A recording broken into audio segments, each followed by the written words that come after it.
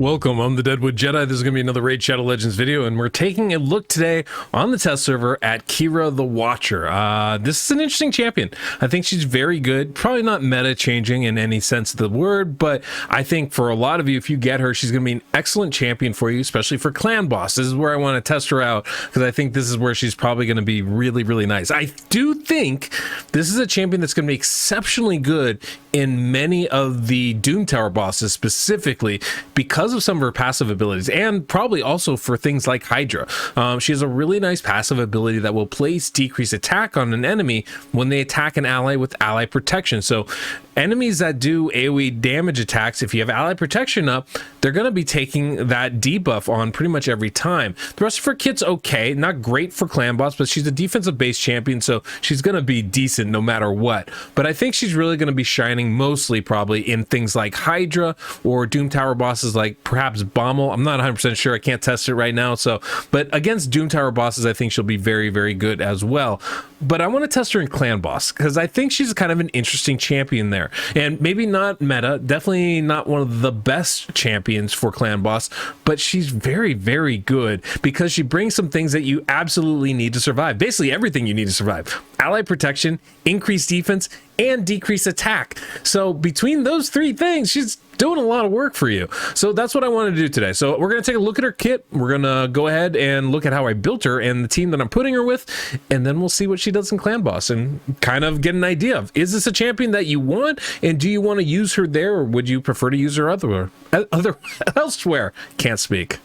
Thanks so much for watching my videos, and if you enjoyed them, go ahead and hit that subscribe button down below, the notification bell so you don't miss out on the next one. And if you enjoyed today's music, we have that Soundstripe link down below in the pinned comment and description of this video. You can use my code DeadwoodJedi and save yourself 15%. So these are the champs that we're going to be bringing in today. We're going to start it off with Sepulchre Sentinel, just to keep us alive. We've got Vogoth, Dracomorph, Tyrant Ixelmore, and then of course Keeyra the Watcher at the very end. Now the big thing, of course, is, you know, Sepulchre Sentinel is going to keep us alive, so we do need her on a 4-3 ratio, and that's the speed tune I'm running today. It's kind of a modified 4-3 ratio team. We don't have any counter attack in the team, so our last two champions in the turn order are generally going to be our ally protection champions, making sure that we have ally protection up for the entire fight. This is going to enable Keeyra's skills. And of course, we should probably spend some time talking about Keeyra's skills because that's really important. So this is Keeyra the Watcher. I think she looks really cool. I love the gold. The green's kind of a nice touch, very regal appearance, and I do always like the hair stuff, the braids coming down front, almost like a faux beard. It's very nice. But let's look at her skills and what she's got. So on her A1 skill, she's got a decreased attack ability for 2 turns. When booked, that's a 70% chance to land. That's a pretty good chance to land that skill. Better than somebody like Sepulchre Sentinel, for example. Her A2 ability is not going to be good for clan boss, but it's really good for other areas of the game. What it does is it gives you an AoE attack that decreases the duration of enemy buffs by 1 turn and will place decreased accuracy. That's a very nice skill. Obviously, you can see where that would be good for things like Hydra, where you want decreased accuracy really badly, and reducing the duration of buffs is not bad at all either, especially if they get stolen. That's kind of really nice. As an AoE skill, that's really good. This could also be really good, I think, for things like Bommel. Now, I haven't dove in deep into that, so I could be wrong, but if affinity matches up, that could be really, really helpful for you, especially when combined with the other skills, right? Her A3 ability is the one that is super nice. It's an ally protection ability for 2 turns on all allies, plus an increased defense buff. It's similar to something like Tyrant or with Versal of the Grim. They have very similar, pretty much identical ally protection abilities. It's a really strong ability, really helps you keep alive. And then that is nice. But the thing that makes her interesting is her passive ability, and that's because it's going to place a decreased attack debuff on an attacker when they attack someone under an ally protection buff. And so what does that mean? It means that we should be able to keep decreased attack up for the entirety of the fight without any real risk of it falling off, because as long as we have ally protection on our champions, whoever's getting hit for the full fight, will be able to keep decreased attack up. This is similar to something like Krisk, right? Who has a similar passive ability, except this one's reliant on ally attack ally protection buff being on the target.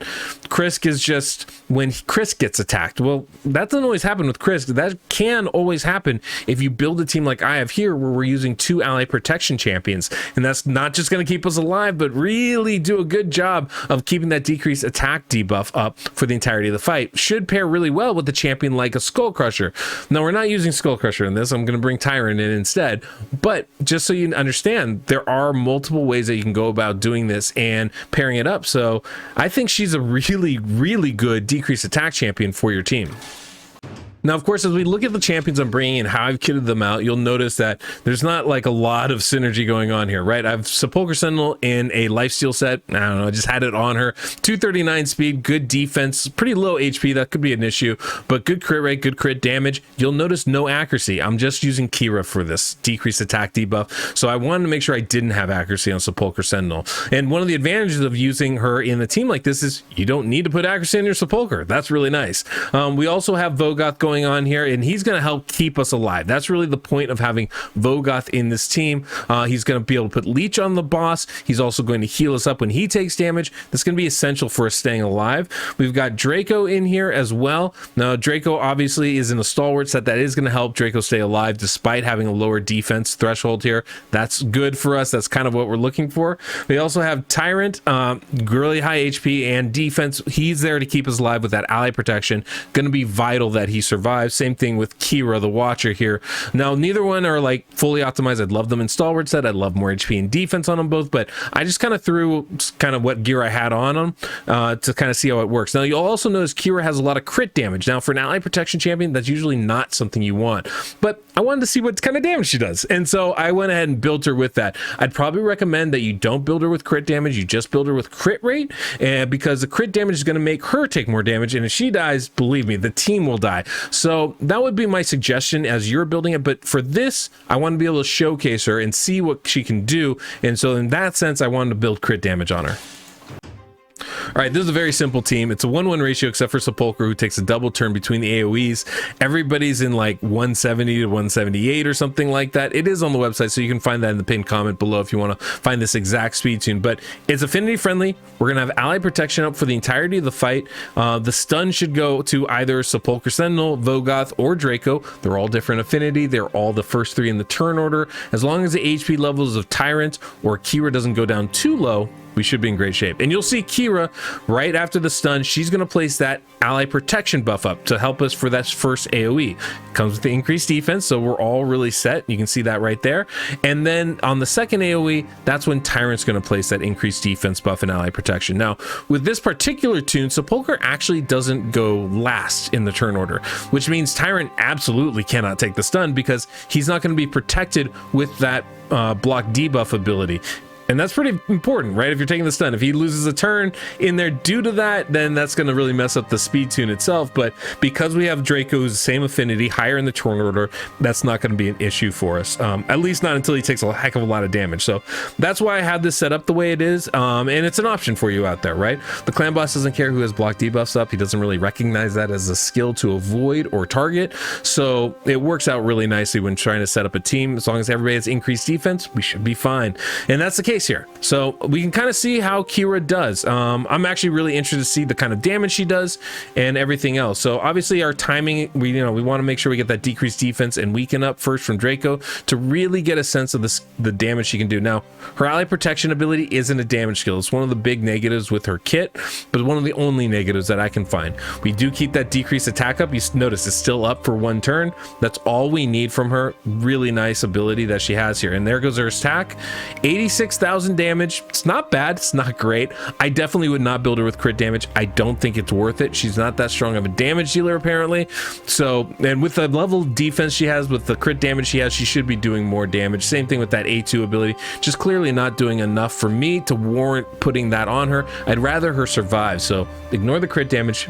Crit rate's good still, but ignore the crit damage, build her HP and defense up so she can survive, and the accuracy, of course, to land that decreased attack debuff. And that's it. One of the things that can kill a run real fast is not having decreased attack. With Keeyra the Watcher, we don't have to watch out for that. She does. So it works out perfectly. Let's go ahead, skip towards the end of this run, and yeah, we'll see how long we last. I have no idea. Haven't run it fully yet, so let's see.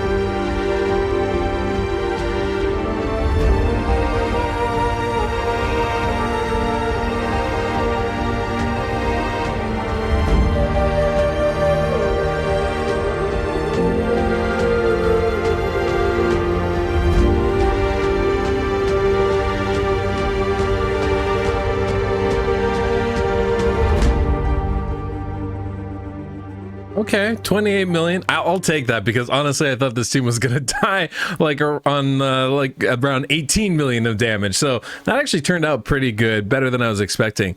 Now, there is an interesting thing about this team I need to talk to you about, especially about Keeyra and her passive ability, but that wasn't a bad result. So there's one interesting thing about the passive ability that I feel like I really need to share with you, because there are a few times in that run where Keeyra's passive didn't activate, and this is important to recognize, is that we took more damage when we don't have decreased attack up, but because of her passive, it wasn't even that big of a deal when it did fall off. There was a lot of times in that fight where the stun was actually going to Tyrant because he just wasn't healing up enough. And when that happened, Tyrant's the only champion that didn't have ally protection on because he was protecting everybody else. And so the decreased attack didn't land. And so for that first AoE that came up afterwards, we didn't have decreased attack up, but we weren't dying directly when that happens. Normally you would. But the reason why is because of the way passive abilities work in this game. They will activate on that first champion that gets hit. So if we think about this, somebody like Krisk or somebody like Keeyra, who has a passive that activates when the clan boss or any enemy attacks you, right? For that AoE attack, it's going to hit all your team. But the first champion in your turn order is the one that will activate that buff or debuff. So even though Sepulchre's the first champion, he's going to get attacked with the ally protection on. All of a sudden, that decreased attack then gets put on the clan boss. Well, Sepulchre doesn't benefit from that, right? He got hit first. She got hit first. But everybody else on the team will. And that's why the rest of the team was actually able to survive, because they weren't taking the full brunt of that decrease of that attack. They were taking it with the 50% decreased attack debuff placed on the boss. That's important to recognize. Same thing with the Krisk, right? So it can be a way to kind of, deal with that. Even if the stun doesn't go where you want, if that ally protection's up, you can still probably survive as long as the lead champion is super tanky and can withstand not having that debuff up. Something to kind of keep in mind. I don't know where exactly that might, fit into your plans, but it's something to keep in mind, as it might help you speed tune your team. Anyway, guys, this was kind of a fun team. Like, obviously we didn't get the best results, but I also didn't put together the perfect team. I didn't even come close, and I didn't try to do that. I just wanted to see what Keeyra can do. And I think we can see she's a decent champion. I would say very good. I would not be disappointed to pull her, but she's not going to be great for all accounts, right? I think the earlier account you have, obviously, the better she's going to be. Where I do think she'll shine are in some Doom Tower bosses. So if you get her for some of those, I think you can actually be really stoked, because she should make a lot of those Doom Tower bosses a lot easier. Having that decreased attack go up pretty much automatically will help a ton. I think she's also going to be great for Hydra, where sometimes we don't always bring in a decreased attack champion, and that makes a huge difference to her damage. Having somebody like Keeyra in there can be massive for you. And, she brings the ally protection. She brings the decreased attack.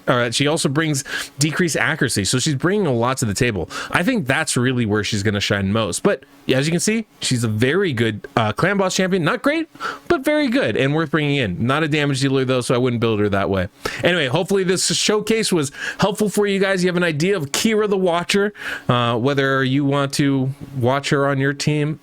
Gosh, my pun day. This is just a bad pun day. I don't know what to tell you guys. Anyway, hopefully you enjoyed this, guys. If you did, please hit that subscribe. And until next we meet, I'm the Deadwood Jedi.